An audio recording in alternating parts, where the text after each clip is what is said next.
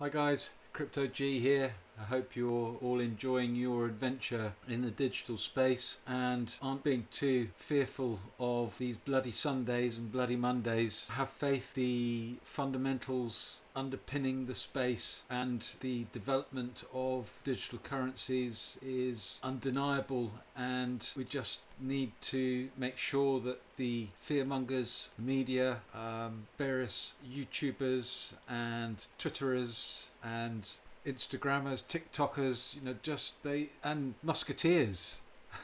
Old Mr. Musk has been up to some antics recently. I do like Elon, but his behaviour, or no, not behaviour. I mean, he's allowed to behave however he wants to behave. But well, if people are that easily led, then it's a difficult one, isn't it? You know, bit of freedom to behave, and if there's a reaction, but if he's behaving that way specifically for a reaction, then there's possibly an issue there. But hey, I aspire to living in the free world, but I digress. So I wanted today to bring your attention to, for those people that are new to the space or it's still early days and you don't understand about blockchain and the history of what's happened since Satoshi released his white paper back in 2008, and obviously the going live of the Bitcoin network in 2009 with the Genesis block. If you're not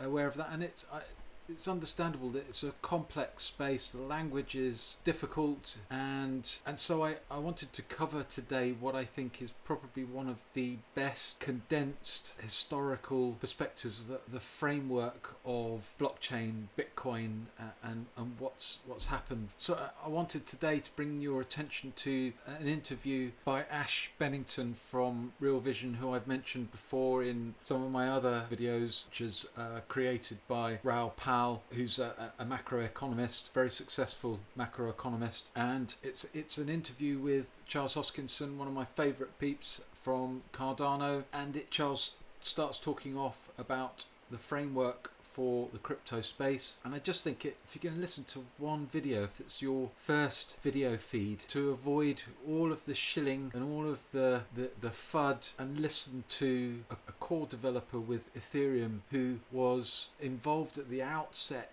at the beginning of Bitcoin, looking at how they could improve on Bitcoin, which was why he ended up at Ethereum and then on from Ethereum to Cardano. It's a really interesting, a really enlightening, and a really accurate representation of what's actually going on in the space. And sometimes it's really important to focus on what actually is and try to ignore the white noise which is going on and manipulating the journey to what essentially will happen and is happening. So if you're already an ADA holder, obviously I have to announce that I am an ADA holder and do some housekeeping at this point so that you are aware. I'm not a financial advisor, and this video should be used for entertainment and information purposes only. You must always seek professional advice before making any investment, whether it be in the traditional or the digital space, as there is a risk of partial or total loss. Do your own research. Okay, so I'll head straight into the interview and enjoy. Charles, welcome back to Real Vision. It's good to be here, Ash. Thank you so much for having me. Yeah, it's a pleasure to have you. You know, you were last on, I believe, in December of 2017, my first week at Real Vision. So much has happened between now and then. You are one of the founding fathers of the space, co-founder of Ethereum. And if you could just give us the framework for how you think about this space, starting at the very beginning. You know, there's George Lucas likes to say that history doesn't repeat, it rhymes. And there's a lot of truth to that. So when you look at our industry, you know, the industry really came from the internet. And the internet, the major thing there was that information used to be expensive to move. So it took time, effort, and money to move a book from Bob to Alice or to tell somebody something. Then this internet comes around, then suddenly emails here, we have the web browser, and magically you can just learn anything instantaneously. And the cost of moving information went to nothing. So because that became a thing, people started saying, well, what else can we teleport all around the world? We have all these siloed systems, for example, financial systems. It's really expensive and time consuming to move money around the world with remittances and wire transfers and these types of things. So for a long time, a lot of people were trying to create some sort of internet native digital currency that could represent value and just be teleported, just like email is teleported anywhere. And there were attempts as early as the late 1980s, the early 1990s, and there was pioneers like Hal Finney and Nick Szabo and Wei Dai and people like David Chaum. They even created companies in the 90s like DigiCash that were attempting to do this.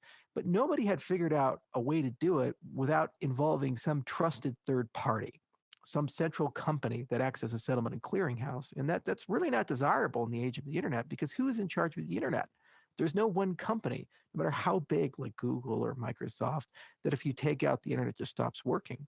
So they said, okay, eventually in 2009, Bitcoin came around, and Bitcoin basically proved that you could find a way to teleport value anywhere in the world instantaneously with no counterparty risk. It's like email for money. And then nobody really believed it when it came out. And it took a long time for it to reach a network effect. In the first year, it was so unstable that if one person stopped mining, like the hash rate would fall 50% or something like that.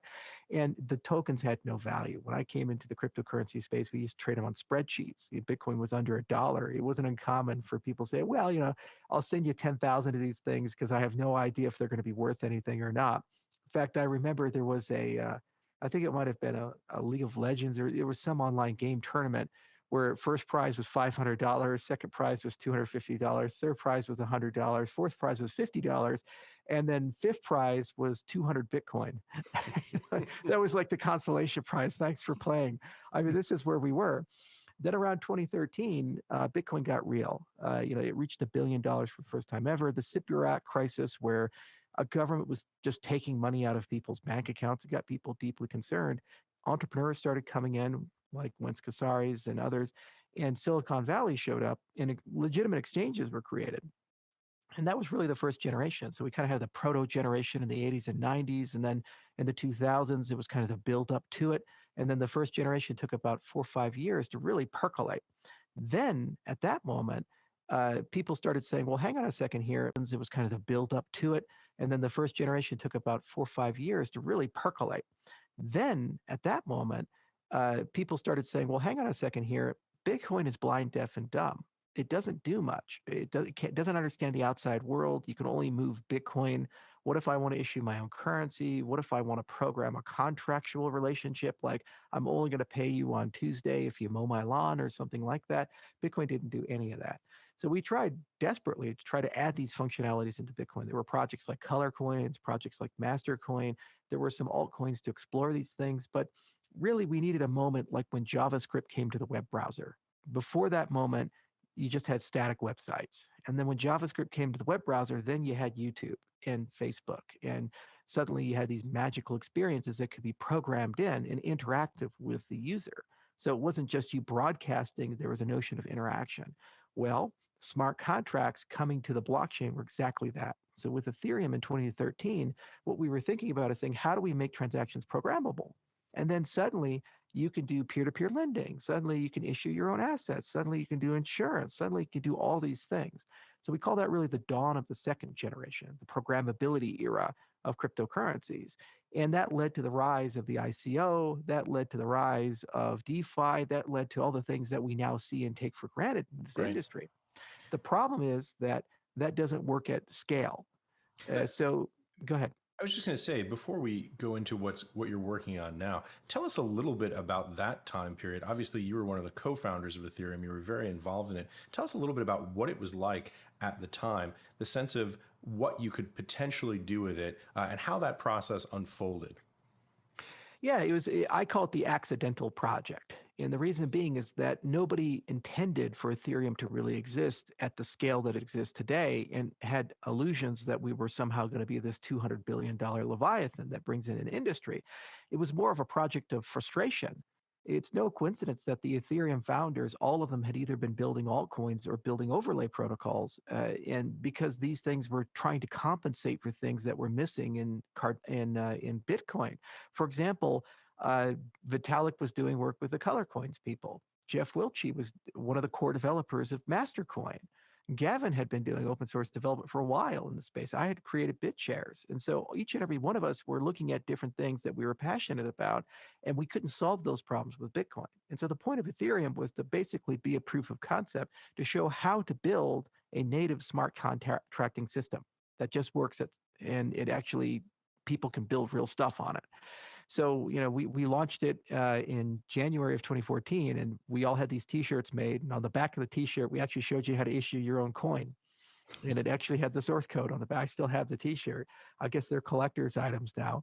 And it was such a revolutionary thing because, Mastercoin had raised $500,000 and spent 6 months of development work just to accomplish that. And then suddenly you could do the thing with enough code that it's on the back of a T-shirt to issue a token. So we were proving a point. Now, we didn't think for a moment that somehow, some way, that this was going to then explode and launch all these industries. The hope was just to basically encourage the space to understand about programmability and its necessity. From my view, I said, well, there's a lot of things I'm very interested in. I cared a lot about economic inclusion. I care a lot about economic identity. And I said, well, if this technology is going to be any good, it should be the financial operating system for the world. And Bill Gates and the shepherd from Senegal has the same access and privilege and rights in the system. We've never had that in human history. Well, to do that, I need protocols to do that. And I can't do that with Bitcoin, but Bitcoin is moving in the right direction. So my thought process was, if we built something like this, if it became successful, it will either grow to a point where we can start building that type of stuff and then I can focus on that, or it will encourage the Bitcoin community to upgrade Bitcoin to do this, and then I can build on Bitcoin and do it. So I didn't really know which one was going to get there, but I knew that this was another step in the right direction. Now, we were not entrepreneurs. I mean, some people had business experience like Anthony DiOrio and Joe Lubin, but for the most part, we were just guys in our 20s who thought this was a really cool idea. Let's go play around with it and we'll see where it goes.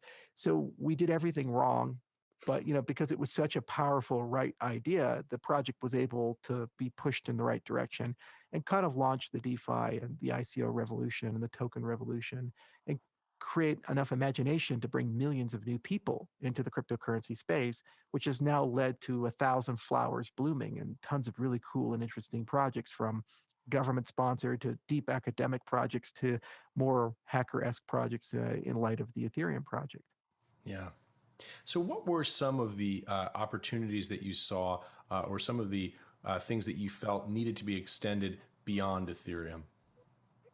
So the problem with Ethereum is that it is really truly a proof of concept. And the first person to agree about that is Vitalik, because he's building Ethereum 2.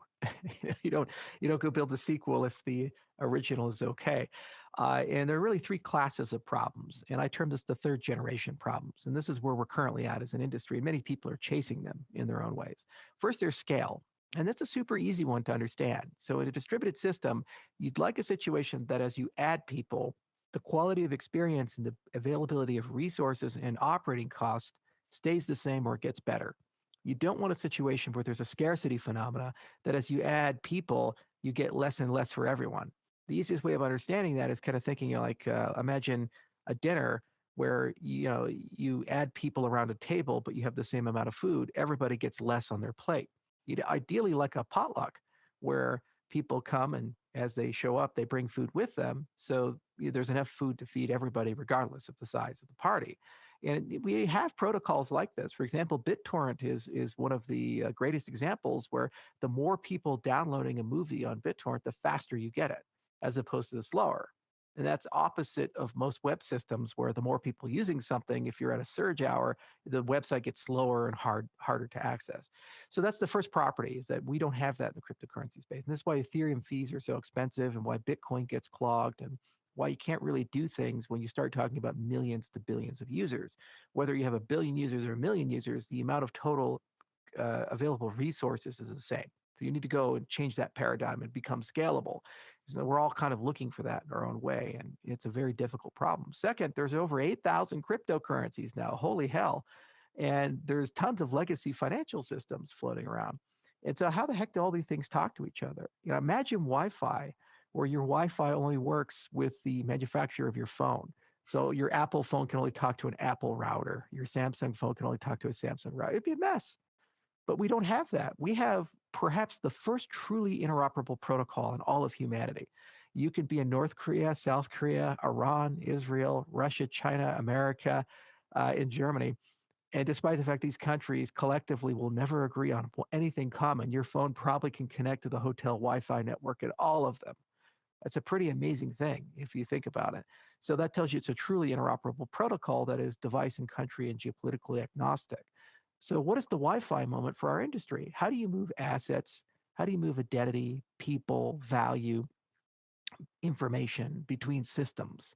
And so there's a huge demand for interoperability if these things are truly to be useful, or else what will happen is you'll have 800 fragmented standards and the world won't consolidate. And then finally, you have this meta problem of governance. And I call this the who pays and who decides, or the sustainability problem. So Bitcoin, the reason why it's not competitive is because it can't evolve. Bitcoin is aware, the developers are incredibly smart. They're some of the brightest people in our industry. They're aware of Ethereum. They're aware of Cardano. They're aware of the other 8,000 cryptocurrencies. But even if they want to add smart contract support or side chains or more scalable protocols, it's chaos. It's damn near impossible to upgrade that protocol. And because there's no governance layer. How do you govern a system without rulers? Normally, we think there's a CEO, there's a company, there's Microsoft to Windows, there's Apple to the iPhone, there's Google to Android.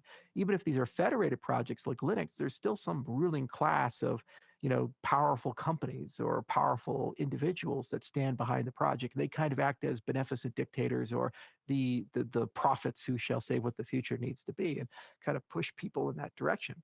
With cryptocurrencies, we're saying no one's in charge. There's no leader, there's no CEO, there's no president, there's no powerful company that gets to decide.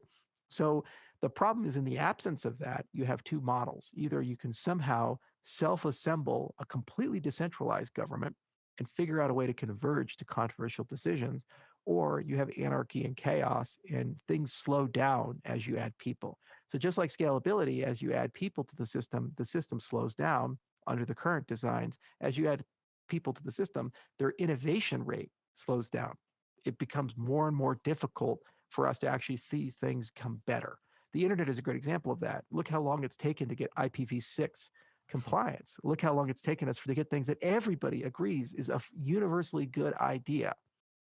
Yet it takes 20, 30 years for the internet to upgrade because it doesn't have the right type of governance layer.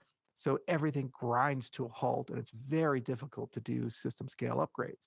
Well, these are financial protocols, not just communication protocols. They have identity, they have value, they have all these things. And if you're really going to be competitive with the legacy financial system, you need the ability to upgrade with some predictability. And even if it takes years, it's a process that we know will eventually converge and get done without creating a Bitcoin Cash or a Bitcoin SV or an Ethereum Classic or any of these governance failures that we see inside the system. So that's the third problem, is the sustainability problem. And a corollary to that problem is the problem of who pays. A lot of this innovation is horrendously expensive. We as a company pay tens of millions of dollars in engineering and science fees every year just to maintain our people. But then collectively, there are probably $100, $200 million of money that our industry is spending on engineering and R&D budgets just to write and come up with new protocols. And as our industry grows in size and scale, that's going to become billions of dollars. So how does a cryptocurrency pay for its own growth? You need some form of a treasury system for this. You need some sort of financing model that allows it to pay not just today's bills, but bills 20 years from now, bills 30 years from now, or else you'll have the golden rule. He who has the gold makes the rules. So if you add these three things together, sustainability, scalability, and interoperability, I view that as kind of the third generation problem of cryptocurrencies. You keep all the old stuff, you keep the programmability, you keep the instantaneously being able to teleport value, you keep the decentralization. You have to do all of that, but now you have to do it at a scale of billions of people. Now you have to do it where it can talk to everything else. And now you have to do it where it has the ability to govern itself and pay for its own bills. And the first person to solve that is probably going to realize the vision that Satoshi started with, and then the cypherpunks or started with in the 1980s, which is truly a global scale financial operating system. So it's a really exciting time because the rate of innovation is increasing, the rate of investment is increasing, and the competition is very different. When I started, it was just a bunch of guys. We were having fun, but we weren't particularly special people. Now my competitors are people like Silvio Macaulay, who's one of the world's top professors. He's got the Nobel Prize in computer science. He's a Turing Prize winner at MIT. And that's just one of dozens who are at that equivalent level. And that's just 8 years. It's incredible to see that we've been able to attract that kind of brilliance and talent into the space. And because of that, I think it's going to get done. And the third generation will be realized the next 2 to 4 years. Yeah. And that actually brings us perfectly to Cardano. Interestingly enough, Real Vision recently conducted a survey asking on Twitter what is some of the projects that you'd most like to see on the platform. I think we got about 35,000 responses. Number one, by a massive margin, I think over 20,000 people, I forget the exact number, requested a show about Cardano. So tell us a little bit about the genesis of the project and what you were particularly trying to solve for with relation to scale, interoperability, and governance.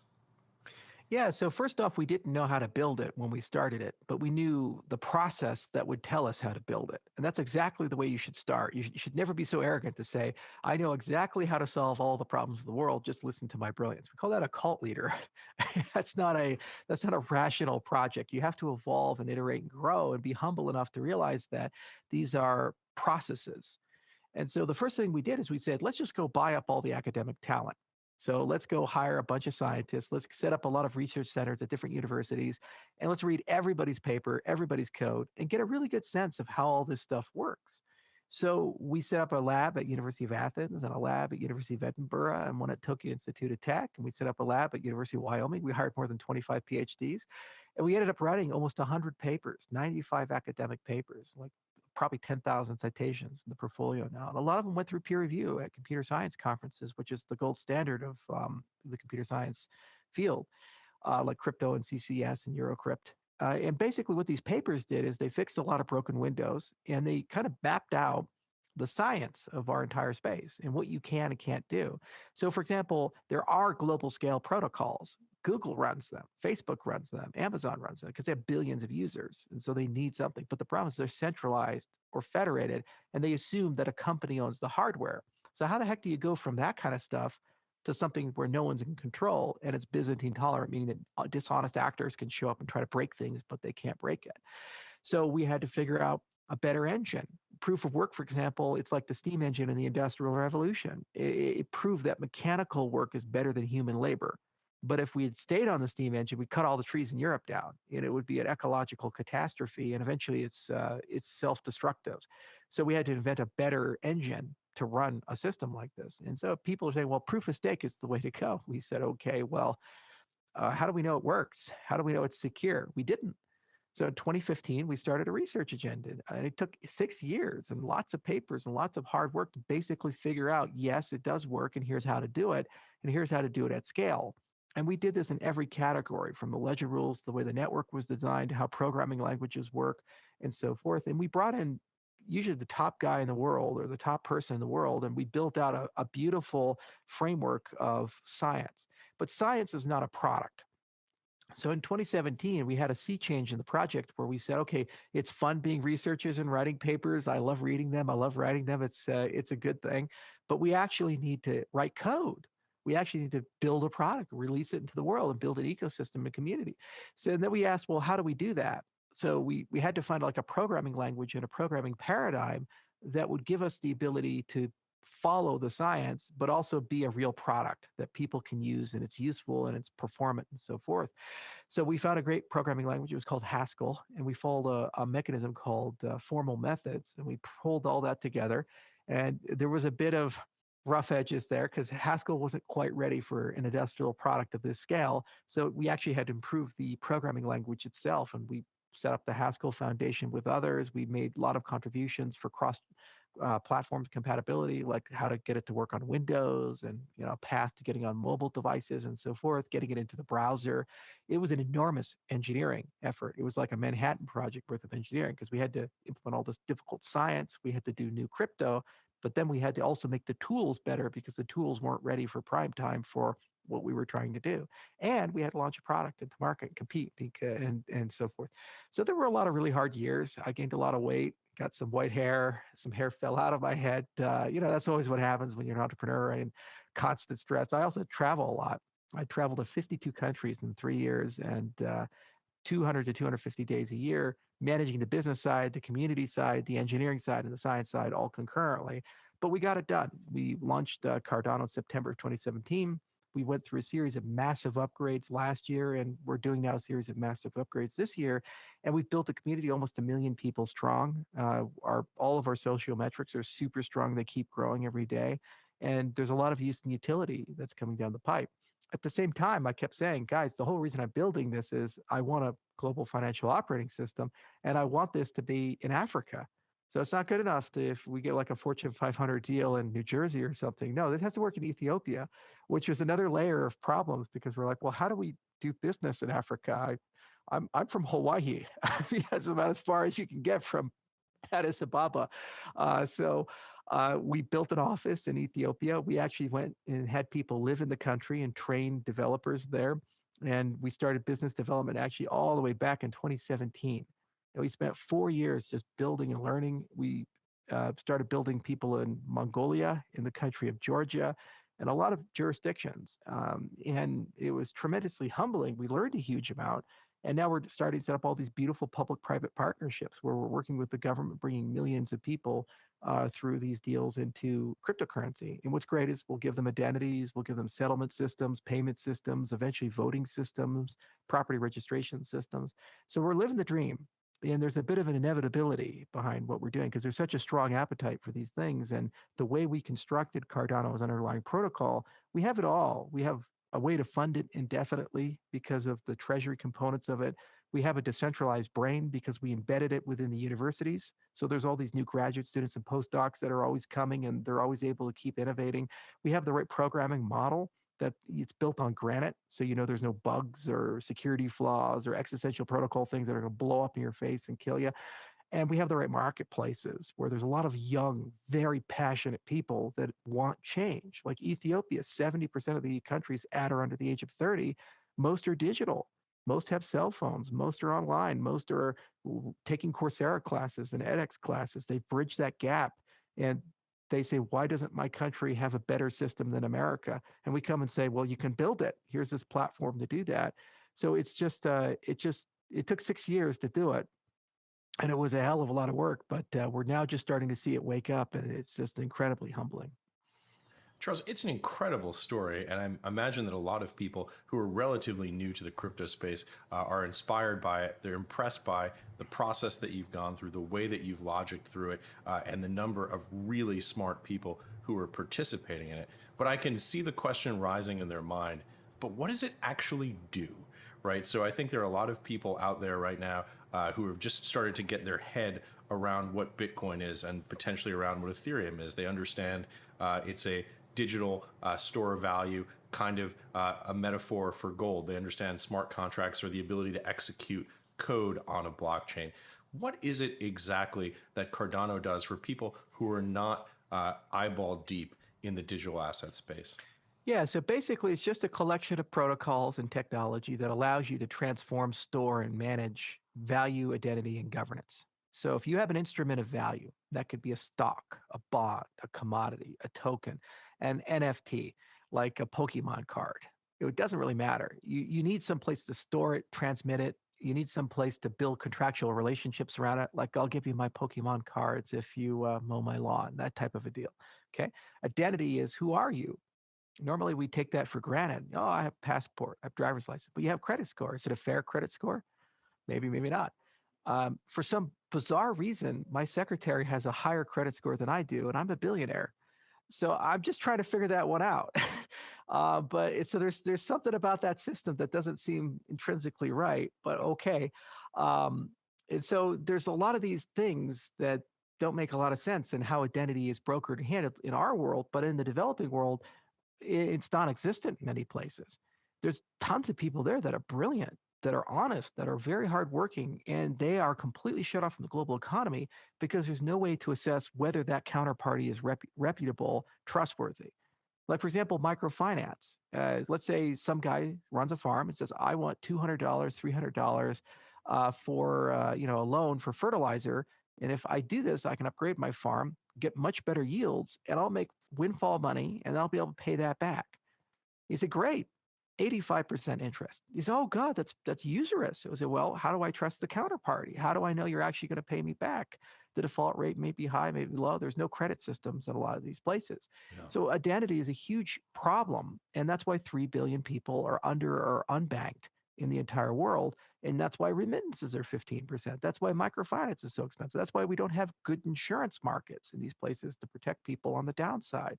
So we need an engine for identity. And then finally, for governance, how do you govern things? Like, for example, these transnational trade agreements. I was just at a meeting with a major telco, and we were complaining about Verizon and Sprint and T-Mobile, and these agreements for roaming and these agreements for brokering data capacity amongst the networks. And it's just very ossified. So what happens when those telcos want to meet with Mobicom in Mongolia? What happens when those telecoms want to go meet with people in the UK or across the world? How do they broker transnational agreements? Is there just going to be one universal government to decide how telecommunications should work? Is the ITU going to somehow be in charge of every teleco in the world? No. You have to broker trust relationships between these entities to be able to move subscribers and data and other such things between networks, because we travel. If I land in Heathrow, I'd like, when I turn my phone on, for my phone to work. And it shouldn't take 500 lawyers and billions of dollars to make such an arrangement work. It should be seamless from one system to another system. And that's where there's Fortune 500. What about medical records? I've been 52 countries in the last few years, and I'm thinking, gosh, what if I got in a car accident in Tanzania and I'm unconscious? And there's a Tanzanian doctor calls my doctor in Colorado and says, hey, Charles is unconscious, but I need all of his medical records because I'm trying to treat him. No, trust me, I'm real and legit. He can't talk to you, though, because he's unconscious. How does he get my medical records to treat me?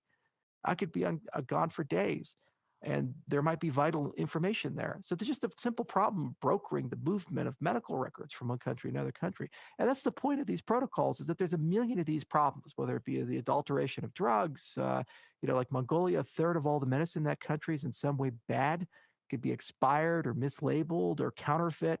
So if you're trying to take an antibiotic, you have 1-3 chance of getting a bad pill. That's a problem. And the point of our industry, this technology, is to say it's a Swiss Army knife of protocols where you can build applications on top of it that handle that brokering of value, identity, and governance so that you can solve real problems. And you can solve them in a way where everybody participating in them, they all know the rules up front. Okay, they don't have a situation where one party knows more than another party. There's no information asymmetry. They don't have a situation where there's a gatekeeper who can shut you out. Even in the social media side of things, the deplatforming. The reason that happens is the social networks are the boat and the river. They are the ones who get you into the flow of information, but they also own the river. So they get to decide which boats get to sail there. So if you're on Twitter and you get deplatformed, you lose access to the entire Twitter network. And you're no longer a member of that massive community. The same for Facebook or so forth. And it's even worse that the places where they're not the river, they cooperate with each other. And they'll say, well, if somebody competes with us and we don't like their values, we're going to deplatform them so they have no marketplace. That's because the protocols are the companies together. And wherever you fall politically on that, maybe you're a winner in that, maybe you're a loser in that, but it's a real bad idea in society for only a small group of companies to have so much control over so many people and be unelected and unaccountable to the democratic process. And so the point of this protocol approach is saying, let's reimagine these things where we separate the boats from the river. Let's reimagine these things where we start with the trust relationships and say, what are the rules for everybody? And then how do we broker the flow of information and value? And how do we govern that in a way that's equally fair to everyone? And then you could build solutions on top of it. And then suddenly you have medicine that's not adulterated.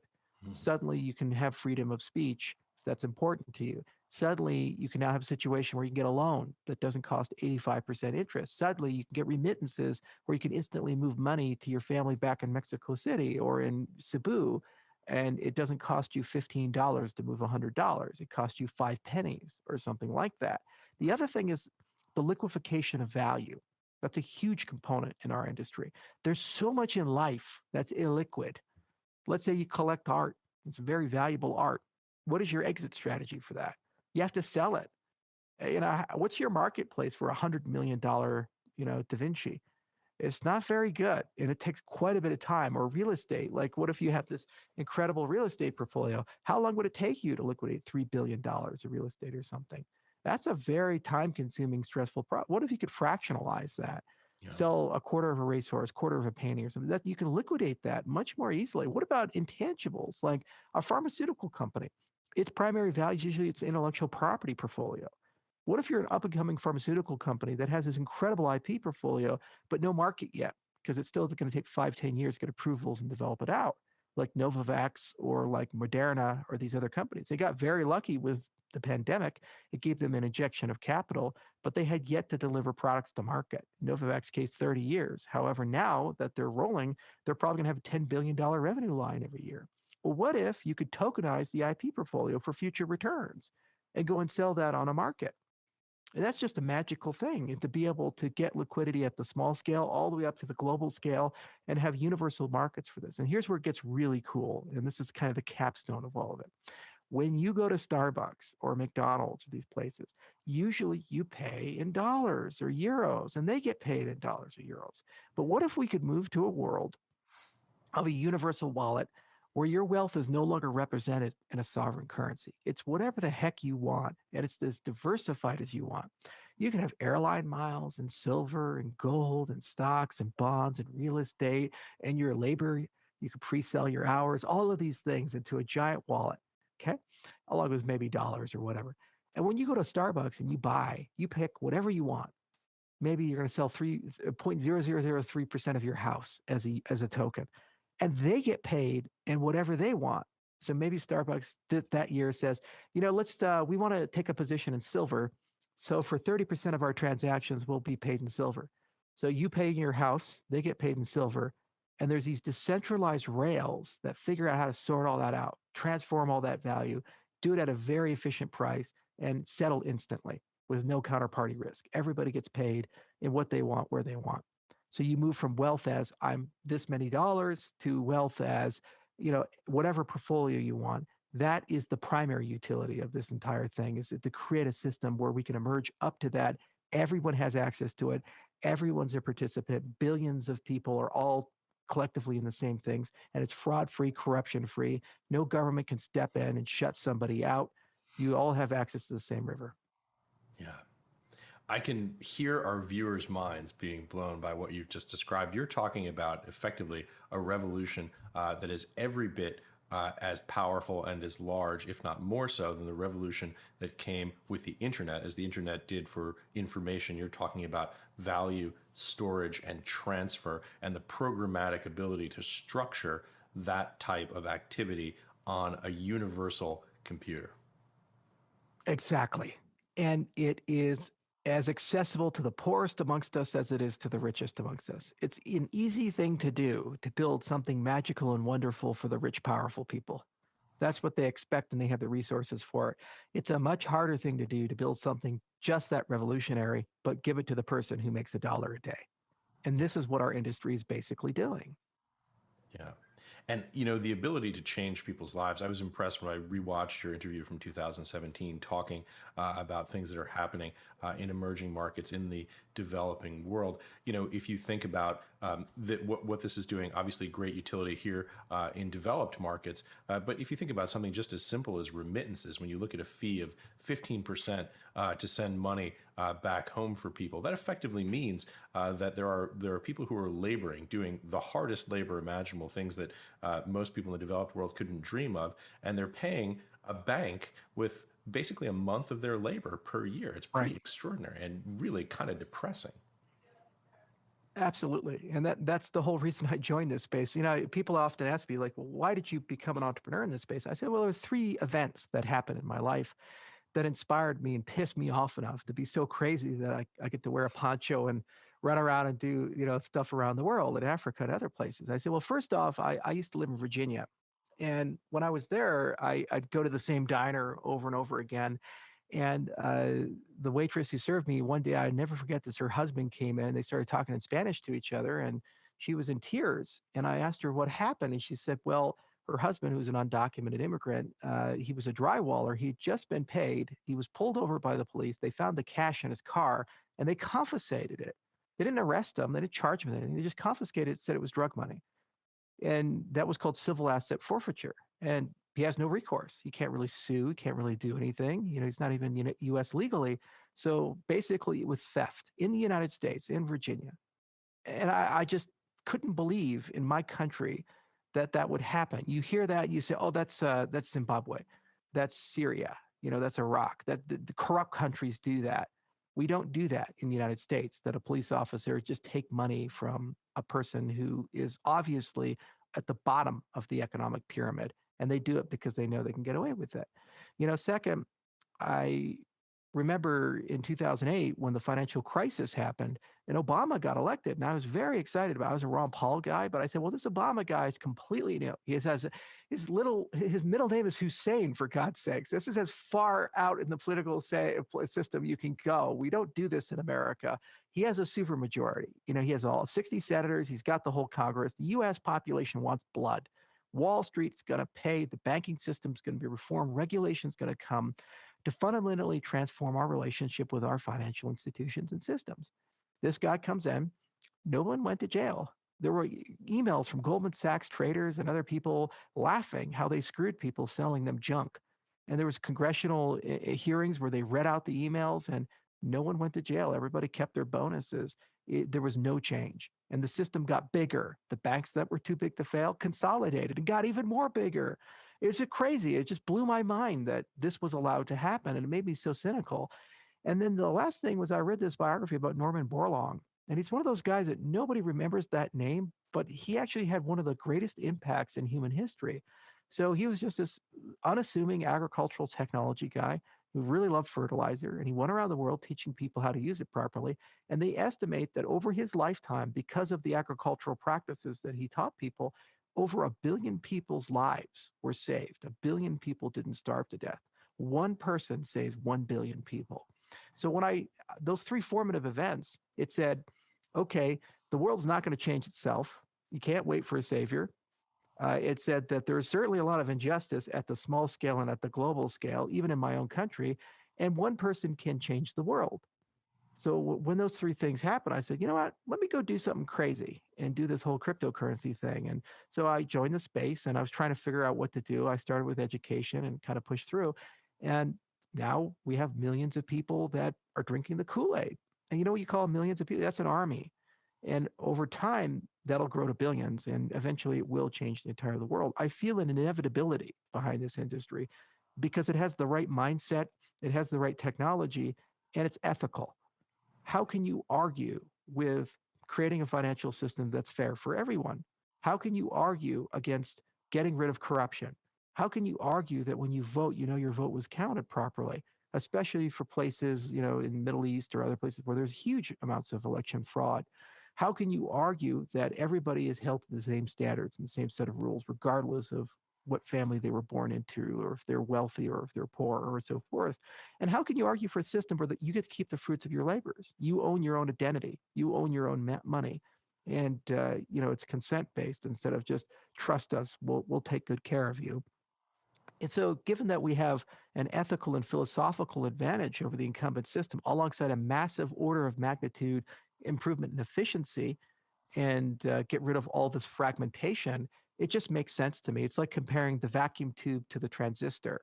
You look at the science and you look at where it's going, and you say, it's just like Don Valentine when he started Sequoia. It's like, guys, this is going to eat everything. I got to get on this train. I don't know how, but I got to get on it, because in 10, 20, 30 years, when you project it out, that vector is going to be running with the horses. It's gone. And so I think we're definitely right place. And I have hope. There's just too much money. Bitcoin hitting $1 trillion, that's too big to fail. Now we are at the size that Chase was at when it got a bailout. Yeah, there's no way that they can say, okay, we're going to bail those guys out, but not us. The institutions are getting aboard. Tesla just bought some. The other Fortune 500 will follow. the ship has sailed and this industry is here to stay. Yeah. You know, one of the interesting things is I hear you discuss this at a broad philosophical level. We're in this incredibly politically polarized time right now, obviously, but I imagine people who are on the libertarian side and on the progressive social justice side of the equation are probably both nodding their heads, listening to some of the points that you're making about keeping the fruit of your labor a more fair, balanced, and open system. Yeah, and it's kind of funny. They say, well, the system is systemically flawed, so we need to change the system. It's just bizarre to me that a lot of people come out and say, well, the solution is to make a bigger and more powerful system. It's like, no, just because you think you might be in charge of that system for a while doesn't necessarily translate to you actually getting what you want. Almost always you lose control of the Leviathan, and then people co-opt it who actually have opposite values as you. And now they're in a much better position to massively hurt you. You don't solve a bad system by building a bigger system. You solve it by fundamentally changing the relationship and the nature of the system. We did this. Americans are the original revolutionaries. We had this great Revolutionary War, and at the end of it, the Europeans were absolutely convinced that George Washington was going to become king of America. In fact, they were trying to figure out, like, why doesn't he have children? Is he sterile or is it his wife? And they were betting maybe if his wife was, who can we marry him to so that he can build a dynasty, right? So they were like, well, which country is going to be first? Certainly France. And then when will the British crown recognize the American crown and so forth? This was correspondences. They actually still have them in European museums between different people throughout Europe. And then we say, hey, yeah, Washington's resigned his commission. He's given up the army, and he's just, they're going to do this democracy thing, this constitutional republic. And they're like, yeah, okay, all right, it's clever, but no, what's the rub? What's the trick? It just blew their minds that we would be so crazy to, be like Cincinnatus and hand all this power back and put people in charge. It's madness. And shortly thereafter, there's a French Revolution, and all the kings are like, whoa, this thing is starting to catch on. We're a little scared of it. So we were the original revolutionaries in that respect, and we didn't always honor the things we put on paper, but that mindset is inculcated and ingrained into our culture. And I like to believe that if you don't like the system you have, then you should just go change it and don't ask for permission. Find a way to make it happen. And if you have values, try to find a way to grind your values into the system that you're creating and make them immutable. The power of blockchain is that you can do that with code. For example, Satoshi said 21 million Bitcoin. That's not a debate. It's there. It's built into the system. Whether you agree with it or not, that's the term of use going into that. It's cut into stone. You might as well tattoo it on your body. It's not going to change. Okay? And you can now, because of programmability, you can build social structures and settlement systems, lending systems, whatever you want with that same level of immutability of value.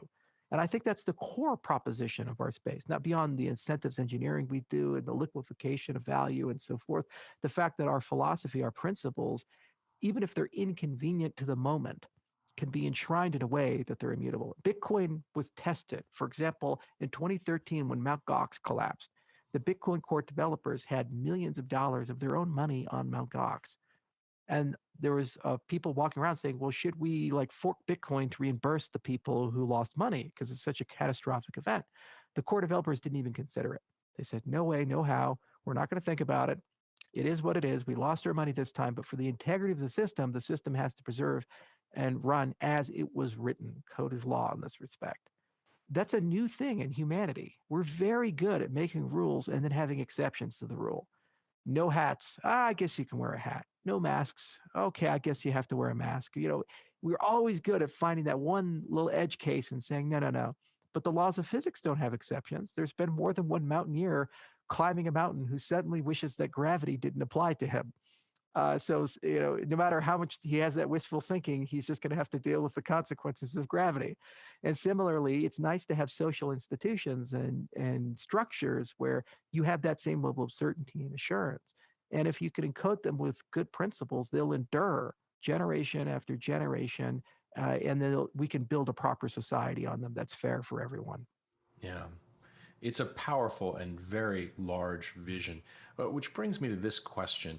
In terms of pragmatically, where are we right now with Cardano in the process of realizing that vision? What's great is there's a lot of competitors. There's Algorand and Tezos, and there's F2 and so forth. And all of us are kind of scratching at the same things. And that's great because there's strength in numbers and they have different philosophies and teams and scientific approaches. And so somebody's going to get it done. Cardano, I think, is the leader right now in terms of because we did the deep investments in science and we did the deep investments in proper engineering. And we have market access to the places where I think this is going to shine the brightest. As I said, I'm not here to make the 17-year-old yield farmer in his mom's basement in New Jersey rich. I mean, he'll figure it out for himself. He's okay. I'm worried about the farmer in Ethiopia. But, regardless of where you fall on the spectrum, there's enough people here that we're starting to see very real progress on scalability, sustainability, and interoperability. There's protocols like NEPA-POWs and a lot of cool sidechain protocols that exist to move value and information between systems. The Oracle systems like Chainlink and so forth have really evolved, and they've gotten to a point where they're starting to become great protocols, and the next generation of them are going to be phenomenal. We're starting to see tons of very scalable engines to replace that steam engine of proof of work be proposed that are academically reviewed and tested at scale. And so there's an inevitability behind that. The hard part is governance, and that's a huge experiment. And I think we're the leader in that because we have something called Catalyst, and we have over 10,000 people actively participating, voting, debating. And before the end of the year, I wouldn't be surprised to see that grow to 100,000 people. And it's going to be funding tens, eventually hundreds of millions of dollars worth of projects, and then eventually used for governance, where it actually will decide how to upgrade the system. And we've built that with great universities like University of Lancaster. We've built that with European Union grants like the Horizons 2020 program with IBM Research and Guard Time. So we have a lot of great partners there. And people like IdeaScale, they work with us. The CEO of that group, I think, is going to be running a Cardano stake pool. But that's just the beginning. And that's probably the hardest of all the problems because we don't really have a model. It's one thing to say, is there something that runs with billions of people? Sure, Google, great. Okay. Or Windows. All right. So we have that. Interoperability. We have Wi-Fi. It works, right? So we have this concept of something that's universal. But is there a perfect government? Is there like one country on the map you can point to and say, everything there works? It's utopia land. No, humans are humans. There's no one of anything. How many languages do we have? I had an employee who spoke Aramaic. I was like, wow, I didn't even know that language is. I have these clay tablets from Babylon. I mean, it's like he probably can read them. It's a crazy thing to have that kind of concept. Governance is the hardest of all of it, and I think that's going to take decades of my career to get there. But we have a process to gradually move in the right direction, and there's going to be a lot of setbacks and failures and so forth. But real use and utility, that's going to be happening at scale, I think, in 3 to 5 years, where millions of people are going to earn their living working in this industry, and it's sustainable. Millions of people will be getting loans from this industry on a regular basis. Millions of people getting their insurance policy from this. Billions, if not trillions of dollars will be moved in remittances every year through this system on its rails at a super low cost. That's 3 to 5 years, I think. That's inevitable. And also, you're going to see institutional competition. Only a third of central banks are BIS members. And 2/3 are not, and they get screwed by the 1/3 who are. So there's all these CBDCs, central bank issued digital currencies. We think of the Bank of China, we think of the Federal Reserve, but Angola and Zimbabwe and all these other guys who say, hey, how about we get some fairness finally?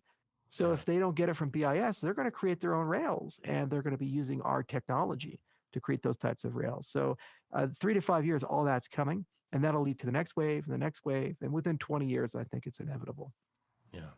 Charles, we could talk for probably 6 hours here, but I know you have a hard stop in a few minutes. For people who've listened to this discussion and maybe are hearing it at this level of detail for the first time and have just had their minds opened up, what final thoughts would you like to leave them with?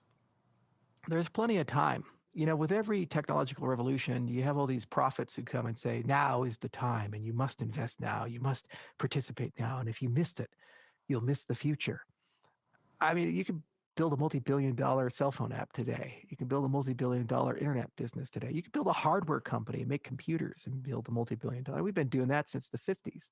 Okay, so there's plenty of time. What you need to do is go at your own pace, and you have to pick a problem that you're insanely passionate about. I have people that come to me and say, how do I learn how to program? I say, the best way to learn how to program is find something you want to solve and go write code until you've solved it. For example, maybe you want to write a web scraper. Maybe you want to automate something. Maybe you want to write a mod for Minecraft. So you have like spells in Minecraft. Whatever the hell your itch is, go figure that out. And then you'll learn code as you go, and you have a goal that you're working towards. So in the cryptocurrency space, blockchain space, we have problems. It could be maybe I want to build Uber for food and in my little town in Tanzania. And I wanted to be able to allow farmers to directly sell fruits and vegetables to the restaurants and create some service for that. Okay, there you go. Build it on our infrastructure, and we'll give you batteries included, a lot of stuff. And if it takes you 5 years to do it, it takes you 5 years to do it. It's probably still viable. It's probably still underserved. Whatever your itch is, do that. There's plenty of time, and all the information is free or near free. The chairman of the Securities Exchange Commission used to teach at MIT, Gensler, and he's got these beautiful lectures up on YouTube from his time at MIT teaching about cryptocurrencies and digital currencies. Like 23, they're free. The Princeton University created a beautiful class on Coursera and a free textbook on Bitcoin and cryptocurrencies. It's free. So take the time. There's tons of books. There's tons of materials. And if it takes you 5 years, it takes you 5 years. If this tech is real, it's here to stay. And what is meaningful to you is your problem, your social problem, your community problem. And if you really want to solve that, we are now giving you better tools to solve that problem. And if you think that's inconceivable, imagine yourself in 1995, you're at a cocktail party, and someone comes up to you and says, I have a business idea. I said, what is it? I want to create a service where you carry this computer with you that somehow is connected to this global network. And you can push a button and a stranger will show up, and you can just ride with that stranger and he'll take you anywhere you want to go.